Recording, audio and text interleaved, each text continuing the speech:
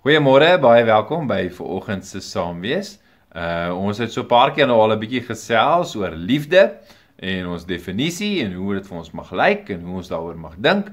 En dan help die Bybel ons nogal mooi. Die evangelie help ons baie mooi om so iets daarvan te verstaan. Ja, ek maak vanoggend my Bybel oop by Johannes 14 vers 21. Wie my opdragte onderhou en hulle gehoorsaam, dit is die persoon wat my liefhet.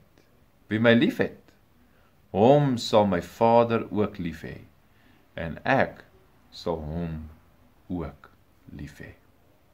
Ja, om te weet dat ek die opdragte van die Here liefhet, dit ter harte neem, en juis omdat ek weet, hy my liefhet, en ek hom liefhet, kan ons nie anders, as om te doen, wat hy van my verwag nie.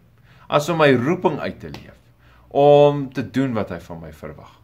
Ja, omdat ek vir hom lief is. Kom ons bid saam. Here, ons Here, ons wil graag u opdragte onderhou, omdat ons weet, u het ons lief. Here, ons wil u gehoorsaam, omdat hierdie liefde wat u vir ons het, ons so oorweldig, en ons eintlik nie anders kan nie. Dankie, Here. Dankie dat ek weet, dat u my ook lief het. Amen. Mag jy 'n mooi en 'n geseënde dag hê, en mag dit reën, daar waar jy loop. Mooi bly.